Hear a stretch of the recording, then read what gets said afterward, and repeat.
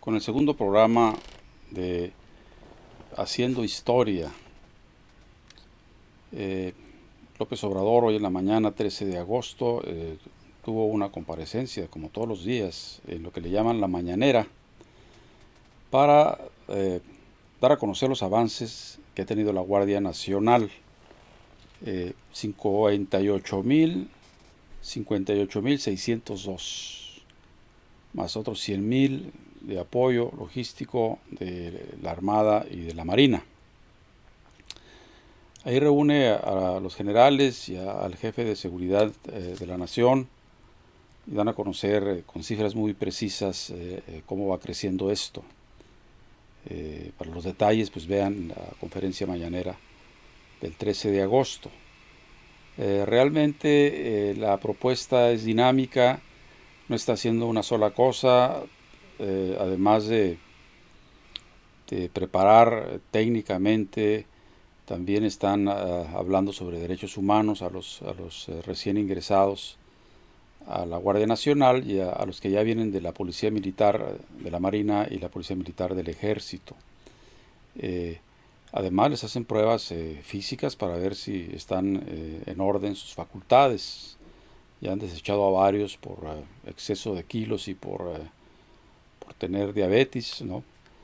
En fin, vamos a escuchar qué dice al final de toda la numerología que echaron ahí, que sería además ponerla en este recorte programático, en este programa corto, para decirlo de otra forma, que venimos haciendo el esfuerzo para que opinemos puntualmente sobre lo más álgido y lo más importante de las mañaneras.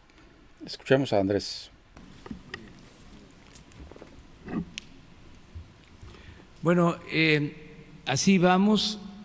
Es un proceso de construcción de una institución fundamental que no existía. Si vemos las cosas nada más en lo cuantitativo, se contaba, repito, con 10,000 elementos efectivos de la Policía Federal. No se podía, de acuerdo a la Constitución, contar con el apoyo del Ejército, de la Marina, para tareas de seguridad pública. Entonces, en lo que correspondía al gobierno federal, no había un servicio de protección a los ciudadanos. Había indefensión, porque con 10,000 elementos de la Policía Federal, pues era nula la actuación del Estado en materia de seguridad pública. A esto habría que agregar algo que también estamos procurando resolver de común acuerdo con los gobernadores: la falta de policías en los estados y en los municipios. Aquí, de 10,000 efectivos, ya 58,000, para ser exactos. ¿Cuántos? 58,602, más el apoyo de la Secretaría de la Defensa y de la Secretaría de Marina como complemento. Están apadrinando a la Guardia Nacional, acompañándola en su fortalecimiento, la Secretaría de la Defensa y la Secretaría de Marina. son 58,000 elementos para iniciar de la Guardia Nacional, más alrededor de 100,000 elementos, tanto de la Secretaría de Defensa como de Marina.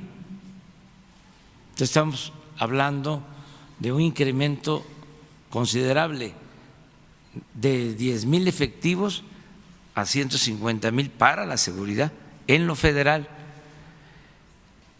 Y queremos que se incremente también el número de policías en los estados, porque se abandonó también la seguridad en los estados. A ver si no tenemos un cuadro que les queremos mostrar de cuántos policías hay en los estados y el déficit o el faltante que tenemos en los estados. Todo esto lo estamos haciendo de común acuerdo con los gobiernos estatales, porque entonces queremos también resolver esto. Y en el caso de los municipales, igual.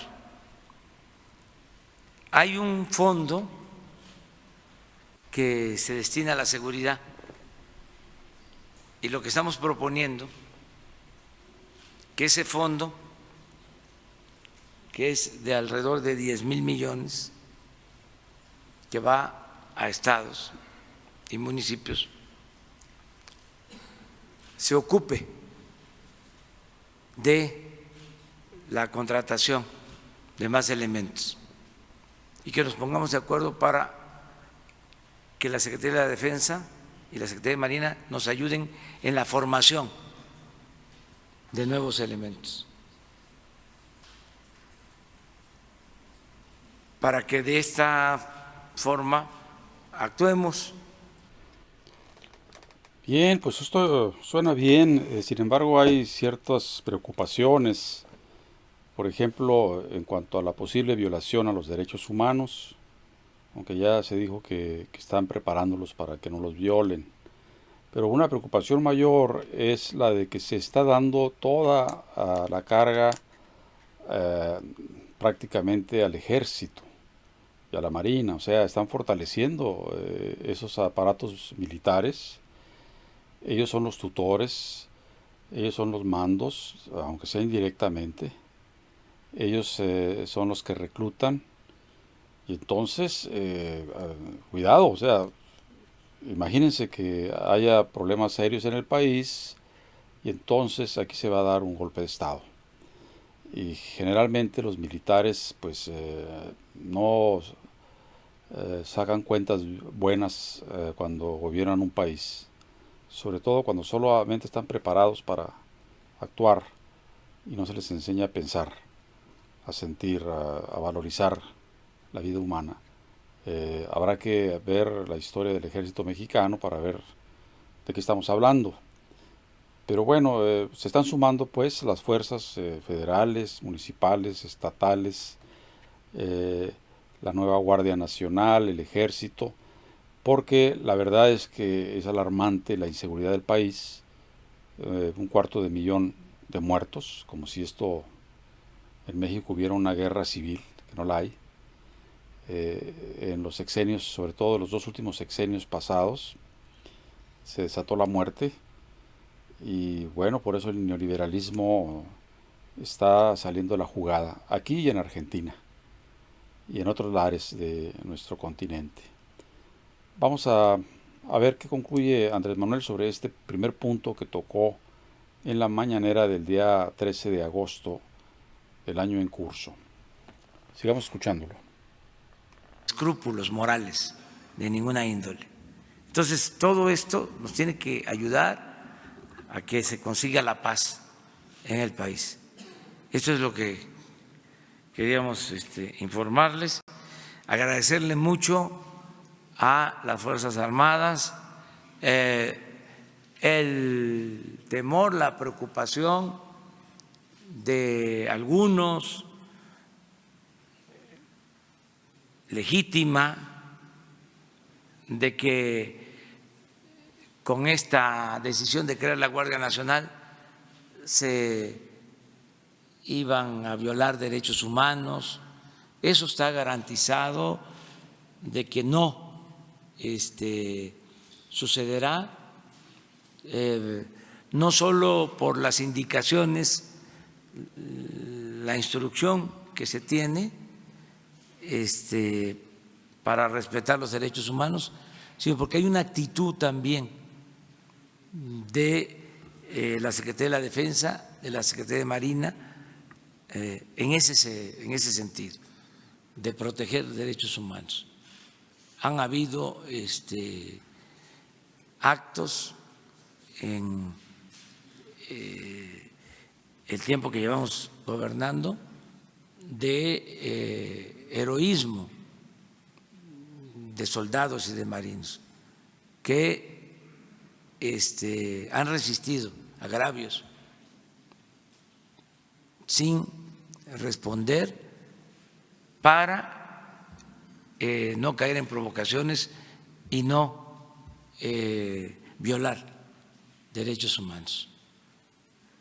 A veces hasta se les ha cuestionado el porqué de la tolerancia, pero es mucho mejor así, respetando los derechos humanos. Y se puede hacer valer la autoridad y no apostar siempre y por todo al uso de la fuerza. Esa es una tarea. Los cursos de capacitación, de formación, son muy estrictos e incluyen la defensa de los derechos humanos.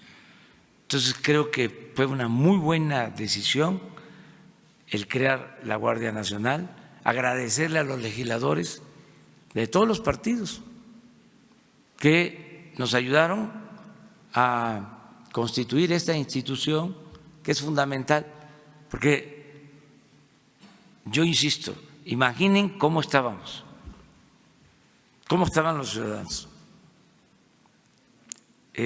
quién protegía a los ciudadanos si no habían elementos para la seguridad pública. Se actuaba más en operativos especiales. Pues bien, como dice el señor Molécula, Mr. Molécula, el comandante en jefe de las Fuerzas Armadas de México es Andrés Manuel López Obrador. Y bueno, acabamos de escuchar que las dos columnas sobre las que sostiene el aparato de seguridad de este país atribulado, México lindo y querido, bueno, pues son el Ejército y la Marina. A la Marina ya la puso a custodiar, creo que la aduana de Tamaulipas, donde había un capo ahí que tenía funcionarios federales trabajando para él. Y al Ejército, bueno, sabemos la historia de inicio de este sexenio, cuando el Ejército entró a parar el huachicoleo, con mucha prudencia, también resistiendo las embestidas de los bárbaros que los insultaban, los apedreaban, y bueno, pues no dispararon un solo tiro. Parece que la autoridad del comandante en jefe, Andrés Manuel, es absoluta con respecto a sus columnas de soldados y de oficiales. Y sí, lo recalca y aquí lo reafirmamos, México estaba desamparado en cuanto a custodia de la Policía Federal, por ejemplo, que siempre reitera Obrador, eran apenas 10,000 efectivos para toda la República. Y bueno, no había coordinación entre las fuerzas de seguridad. obviamente que estaban penetradas por el narco, y no, tampoco se puede salvar la Guardia Nacional de que haya infiltrados que le den el pitazo a los jefazos de la droga para huir en cuanto se vean perseguidos por las autoridades. Pero bueno, eso no se va a poder evitar. Lo que sí dice el general que comanda la Guardia Nacional es que se va a estar vigilando muy de cerca todas las acciones de sus efectivos. Obviamente hay dos cosas que no se pueden ocultar: lo conejo, por decirlo amablemente, y el dinero. Entonces, si uno de los efectivos se le ve muy gastador, con carros nuevos, etcétera, bueno, pues si es amarillito, tiene unas filigranas entre los dedos y dice cuac, es pato, ¿no? Entonces ahí van a tener especial cuidado. Entonces Andrés Manuel pues está ampliando, como ya hemos visto en todo este segmento, el aparato de seguridad a través de la Guardia Nacional, que por cierto portan el escudo del águila abierta, el águila juarista, buena señal, y estamos obviamente en la expectativa de que esto funcione, porque se ha dicho que hay más muertes ahora que antes. Bueno, lo que pasa es que antes no se contaban todas las muertes para empezar, y ahora sí. Y desde luego, ya lo he dicho más de una vez, si los capos se ven liberados de que les pisen los talones los del ejército, bueno, pues entraron ahora sí que el domingo de San Bartolomé, la noche de los cuchillos largos contra sus contrincantes o competidores. En fin, que este baile apenas empieza. Y creo que Obrador está obrando bien. Vamos a seguir escuchándolo. Es que la Secretaría de Defensa y la Secretaría de Marina me apoyan mucho porque son instituciones que no se contaminaron de corrupción, resistieron, a pesar de que el periodo neoliberal tuvo como distintivo la corrupción y todo lo echaron a perder, todo se pudrió. Hubieron instituciones que se mantuvieron a salvo, que resistieron a las tentaciones. Esto es muy importante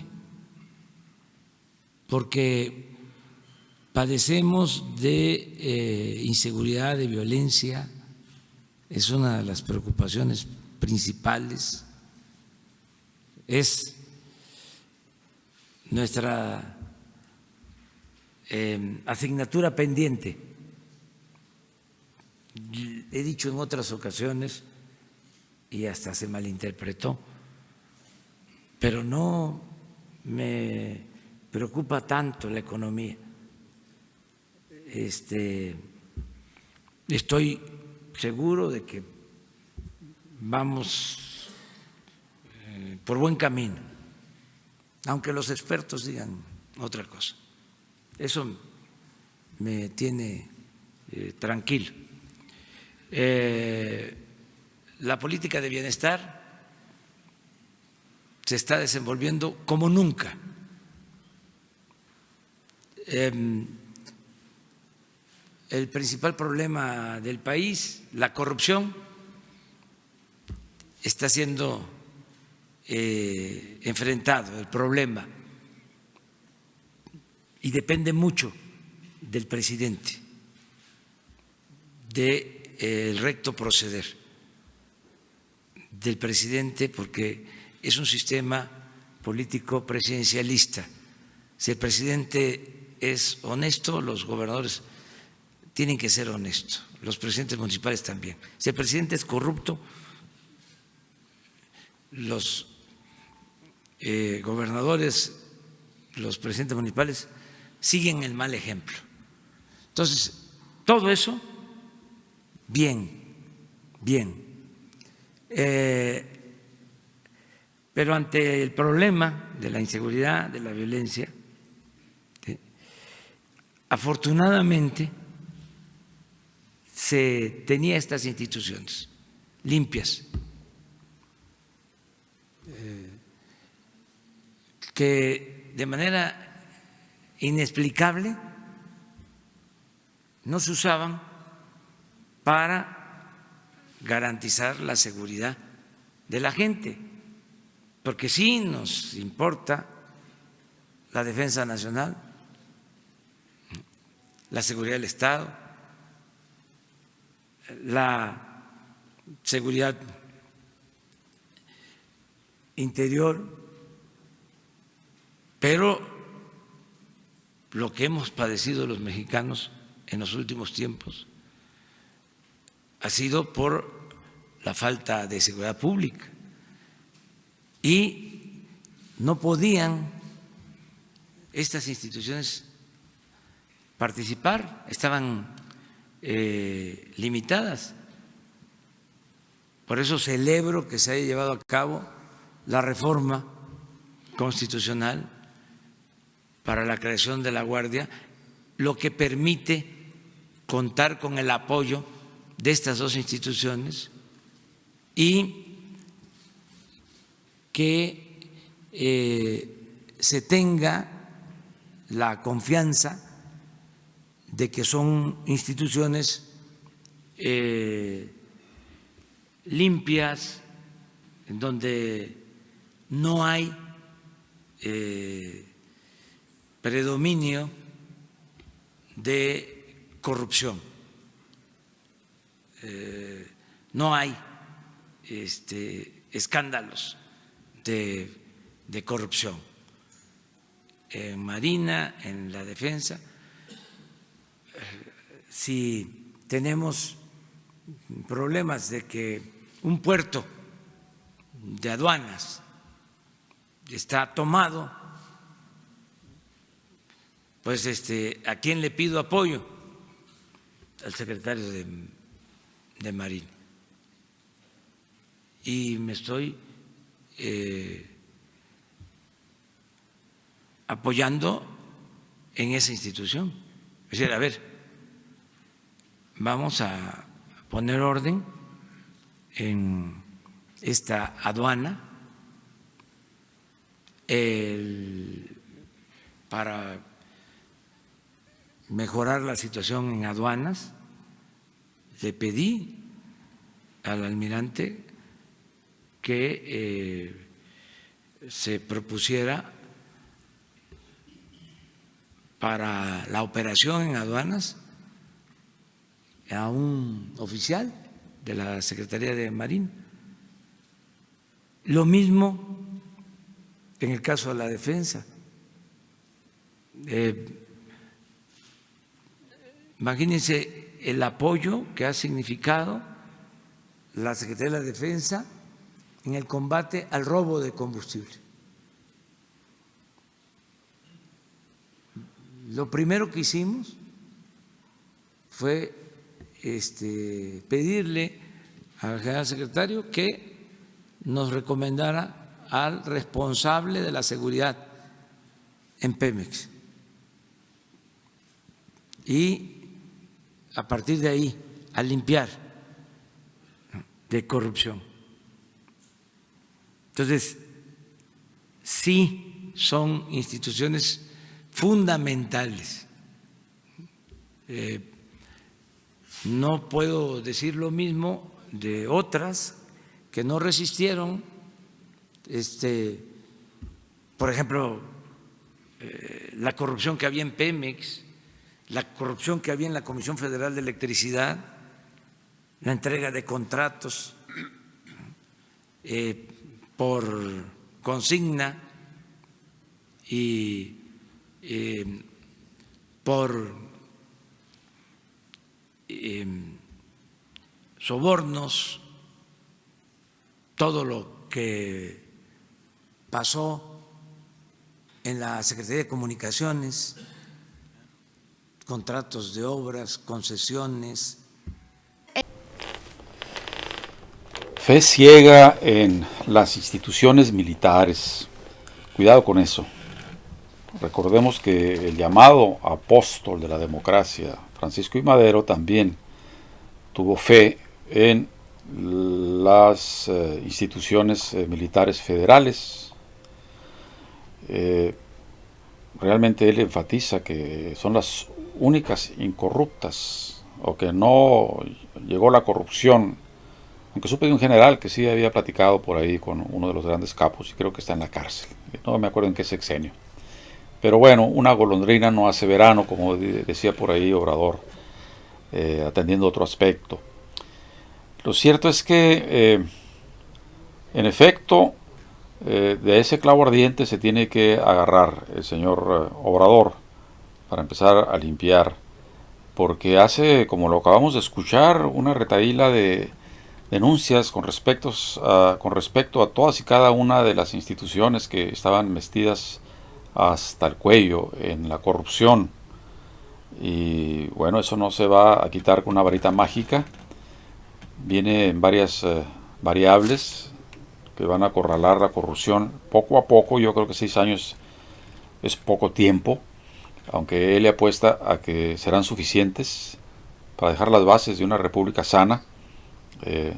Tenemos esperanza de que así sea, y habrá que ayudar dentro de la modestia de nuestra actividad política y cultural y radiofónica. El caso es de que vamos a ver resultados dentro de poco, dice Obrador. Ya arrancó su programa y estamos viendo que yo creo que a la vuelta del año va a haber otras cifras, esperemos. Vamos ahora a escuchar el asunto de la Rosario Robles, cómo le tira la pregunta a la periodista y cómo la capotea el señor Obrador.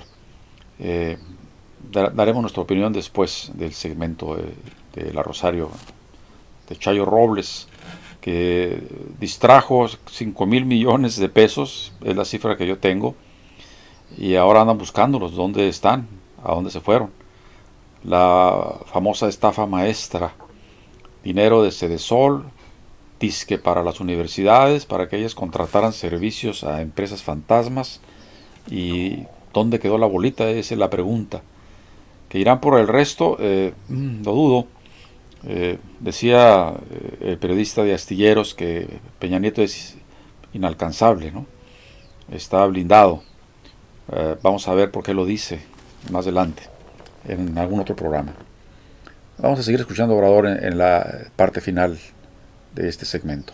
Recomienda, debido a las declaraciones que dio en este proceso, que se presenten las mismas denuncias en contra del expresidente Enrique Peña Nieto e incluso de José Antonio Meade. Hace unos días usted decía que por el momento no tenía ninguna investigación abierta, ninguna denuncia directamente en contra del expresidente. Saber si ya tiene nuevos indicios ahora que ha avanzado este proceso, y qué opina de que ya fue vinculada a proceso e incluso ya llegó al penal en donde estará recluida. Gracias. Bueno, es un asunto que está atendiendo la Fiscalía General, el Ministerio Público, y el juez va ahora a decidir sobre si se declara formalmente presa a Rosario Robles de acuerdo al procedimiento. Se tiene que llevar a cabo un juicio. En estos días hay un término legal para ver si procede el amparo o no procede. Eso lo decide la autoridad judicial. Y acerca de el involucramiento de otros servidores públicos o exservidores públicos, eso también es parte de la investigación, y el juez es el que va a decidir sobre este asunto. Estamos ante dos instancias autónomos, independientes. Primero, la Fiscalía, el Ministerio Público, que es independiente, tiene autonomía del Poder Ejecutivo. Esto es nuevo. Antes, repito, el procurador dependía del presidente, del titular del Ejecutivo. Ahora se trata de una institución autónoma, independiente. Yo en 8 meses he visto, creo que 1 o 2 veces, y eso en actos oficiales, al fiscal. Nunca he hablado por teléfono con él, ni tampoco utilizo palomas mensajeras. Es autónomo completamente. Y, por otro lado, pues el juez pertenece al Poder Judicial, que es también un poder autónomo. Tenemos que irnos acostumbrando a esta nueva realidad, porque no era así. El poder de los poderes era el Ejecutivo, era el presidente. Formalmente había división, equilibrio de poderes, pero en la realidad tanto el Poder Legislativo como el Poder Judicial estaban subordinados y dependiendo de manera directa la Procuraduría. Ahora ya no es así.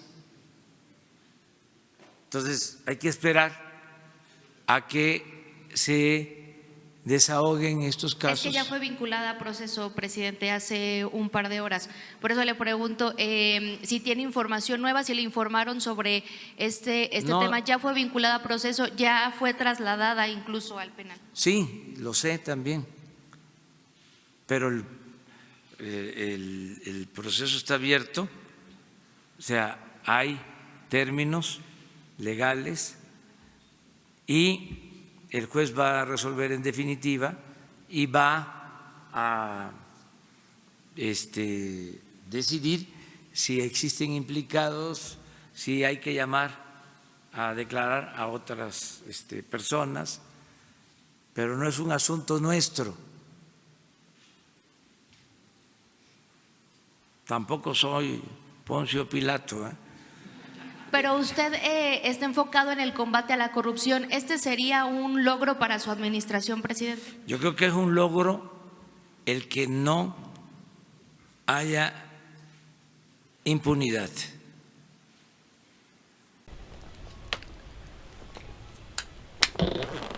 Bien, pues llegamos ya al final de estas reflexiones. Sí, la impunidad empieza a notarse, es decir, el término de la impunidad en México. Pero a mí me sabe esto como lo que ha dicho antes Andrés Manuel, como un chivo expiatorio, lo de Rosario, porque él siempre ha insistido que habrá que irse a los verdaderos machuchones de la corrupción. Sin embargo, al mismo tiempo, bueno, dice que sería cuento de nunca acabar si empieza la batalla contra los expresidentes, que son los gestores de la corrupción en primera instancia. Así es que este asunto de Rosario, aunque es significativo y anda en boca ahorita de toda la gente, pues me sabe a una gestión de chivo expiatorio, que desde luego siento, aunque no puedo afirmarlo, que Rosario pues sí es corrupta. El tiempo lo dirá, en breve por cierto, porque eso de la estafa maestra que ya platicábamos, pues fue un desfalco al erario público en vísperas de la Cuarta Transformación, así es que a Rosario le tocó mal momento. Y ya tiene historia Rosario, recordemos su relación con el tal Ahumada, que les puso un 4 a Bejarano y a Imas en los tiempos en que Obrador era gobernador de la Ciudad de México, y todos sabemos esa historia. El humor popular hablaba de que en ese momento, de que Rosario era amante de este estafador, tal Ahumada, que no se había quemado con esa relación, sino nada más se había ahumado. Parece que ya le llegó la quema ahora sí.